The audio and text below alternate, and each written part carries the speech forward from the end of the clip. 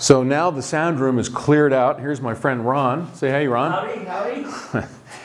We are pretty much empty at this point. We've got the old carpet down here, which we're going to leave, obviously, because instead of a drop cloth, whatever we wind up doing is going to be a lot better falling onto the carpet. And as you can see, it's pretty empty. So one of the couple of things I'll point out to you.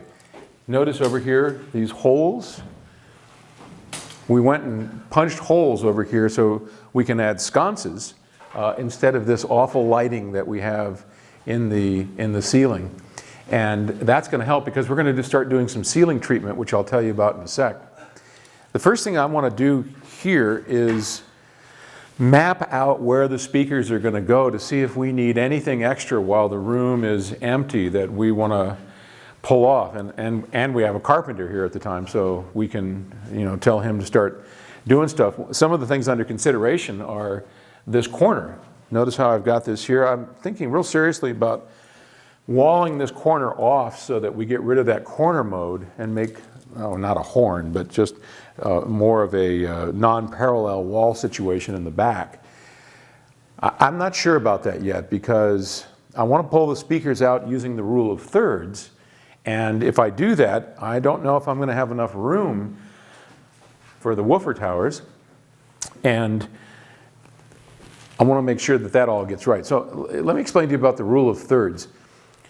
This room is 22 feet long, 9.5 foot tall, and 15 feet wide. We built it to what's called the golden ratio, as close as we could, because we had certain constraints that we had to deal with, the length of the room being one of them. I couldn't go any further than the 22 feet was what we were stuck with. So everything else is based off of what we call the golden ratio. And now that you have the room dimensions that are set, you want to be able to now break it into thirds. So 1/3 of 22, just for quicks, is 7 feet. So here, I've got a 7-foot dimension. That means right here is pretty much where I'm going to start the speakers. Now we may move them forward, we may move them back, and we'll do that by listening. Here's our halfway point in the room, and this is where we're going to be sitting, which will be 7 feet from the back wall, the wall that faces my back, so that I am, sorry about that. And to do that, we're just setting up some parameters to see where we can place ceiling traps, corner traps, anything else that we might want to do onto that. So one of the reasons that we want to do this rule of thirds and divide the room up into thirds is something called the precedence effect. Now, that's kind of important in any room, and it's something that you can pay attention to in your room as well.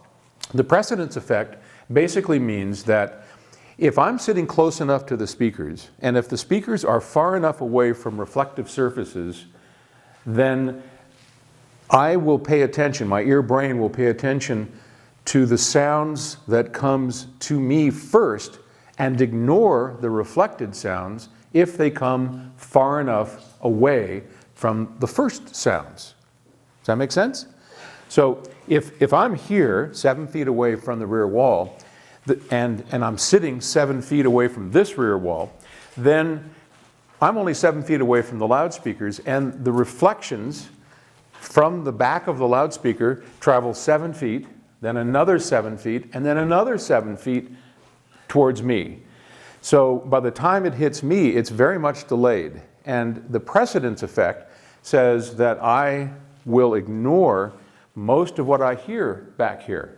Another reason that we want to treat the back wall, we want the reflections. So we don't want to get rid of those reflections, but we want to diffuse them. So doing things like making non-parallel walls here in the corner, adding diffusers to the back. You saw I had those DAADs and the RPGs. Those will probably be going in the back as well, because they diffuse the sound. They take those reflections, and instead of making a straight shot back to my ears, they will scatter the sound and spread it here and bounce it over. And when they do that, it increases the precedence effect dramatically. And I almost don't hear those, if that makes sense. So that's one of the reasons we want to use the rule of thirds. Also, we want the speakers away from the boundaries of the room as much as we can. Now, one of the problems with this room that we have involves parallel walls. And this room has a pretty bad slap echo. When I don't know if you can hear that. I don't know what the microphone's picking up or not.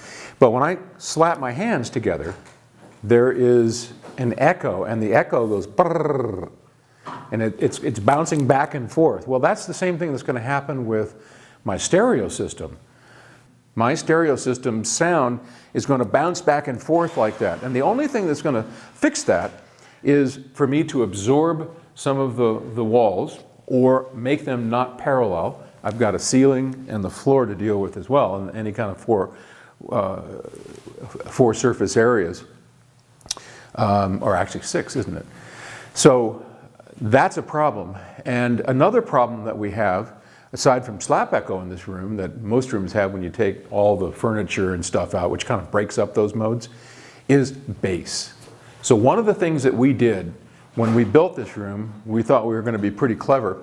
We went to great expense to seal it like a tomb so that no sound got in and no sound got out, figuring that, well, we want a quiet listening room, right? Here we have, and on every surface, double drywall, studs, and then we've offset another double drywall wall behind that with a space about this big. So these walls are very, very thick all the way around. And that's cool from keeping sound in and out, but part of the problem with that is bass. One of the things that we didn't anticipate, all that hindsight, that 2020 hindsight, is that when you put a lot of bass pressure in here, there's nowhere for it to go. We build standing waves, we have high pressure areas, low pressure areas, which you have in any room. But if we had a way for the bass to get out of the room, we would be better off. So one of the things I'm thinking of doing is adding some long holes up into the ceiling. Between the ceiling joists, I don't know, we haven't taken it apart yet. I forgot how big it is. But if we cut an area out so that the ceiling joist is open, because inside we're in a 22-foot warehouse.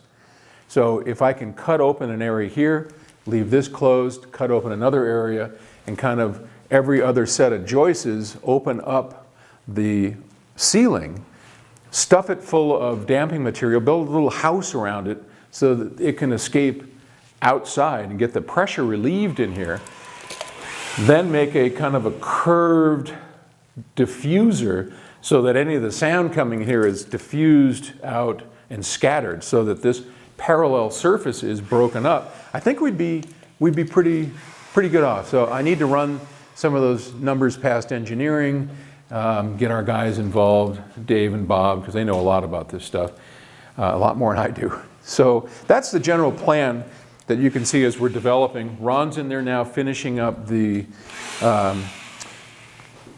drywall and the framing to make this. We still have the cabinets to go, and then we add the corner treatment. If we're going to do that, we're going to do something to the ceilings, then we're going to paint the whole mess, put new carpets in, and hopefully not too long we'll have the IRSs in here, and then we start the real process of tuning this thing and getting it to sound right. And since these speakers are 1,500 pounds, I can assure you that moving them around even a few inches is a real challenge, and you can't do it with just one old man like me.